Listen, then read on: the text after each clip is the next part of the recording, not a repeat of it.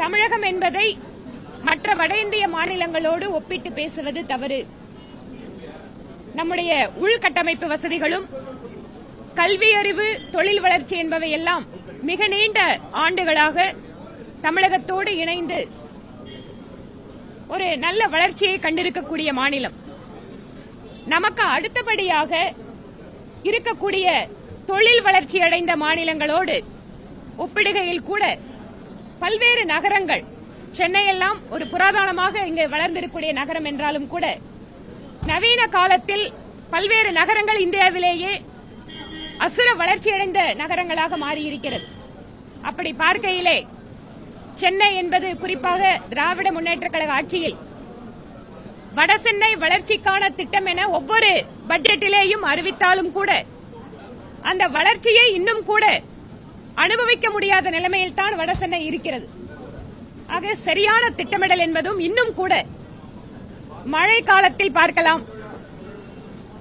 எத்தனை முதல்வர்களாக இந்த மழை நீரிலே நின்று சென்னையை ஆய்வு செய்திருக்கிறார்கள் என்று.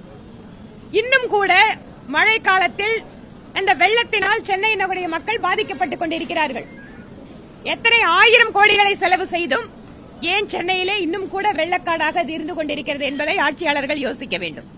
ஆகவே எந்த ஒரு திட்டமிடலும் தொலைநோக்கு பார்வையோடு இல்லாத காரணத்தினால் மேம்போக்கான வளர்ச்சி என்பதை மட்டுமே குறியீடாக கொண்டு அதை பெருமை பேசுகின்ற ஒரு ஆட்சியாகத்தான் இந்த ஆட்சியை நாங்கள் பார்க்கிறோம். இன்னும் கூட தமிழகம் முன்னேறி வர முடியும். அதற்கான ஆற்றலும் அதற்கான சக்தியும் நம்முடைய தமிழகத்திற்கு உண்டு. ஒருங்கிணைந்த வளர்ச்சி என்பது அத்தனை மாநிலங்களையும் உள்ளடக்கியது. பிரதமர் நரேந்திர மோடி அவர்கள் நம்முடைய இந்திய நாடு வல்லரசாக ஆக வேண்டும் என்பதற்காக பல்வேறு ஆக்கப்பூர்வமான முயற்சிகளை எடுத்திருக்கிறார். அதில் ஈஸ் ஆஃப் டூயிங் பிசினஸ், அந்நிய முதலீடுகள் என்று மத்திய அரசினுடைய கொள்கை முடிவின் காரணமாக அதனுடைய பலனை நேரடியாக விரைவாக அனுபவிக்கின்ற சூழலை தமிழகத்தில் மத்திய அரசின் கொள்கைகள் உருவாக்கியிருக்கிறது. ஆக மத்திய அரசினுடைய ஆக்கப்பூர்வமான கொள்கைகளோடு இணைந்து பணியாற்றினால் தமிழக அரசு தமிழகத்தை உண்மையாகவே ஒரு வளர்ச்சி நிலைக்கு எடுத்துச் செல்ல முடியும் என்பது என்னுடைய கருத்து.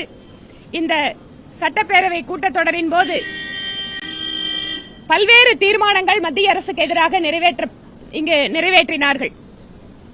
அதில் அவர்களுடைய சித்தாந்தம் சார்ந்த தீர்மானங்கள் என்பது ஒவ்வொரு அரசியல் கட்சிக்கு இருக்கின்ற உரிமை. ஆனால் வக்ஃப் சட்டம் என்பதெல்லாமே மத்திய அரசாங்கத்தினுடைய முழு கட்டுப்பாட்டில் இருக்கின்ற துறையினுடைய ஒரு சட்ட திருத்தத்தை கூட எதிர்த்து சட்டப்பேரவையிலே தீர்மானம் நிறைவேற்றி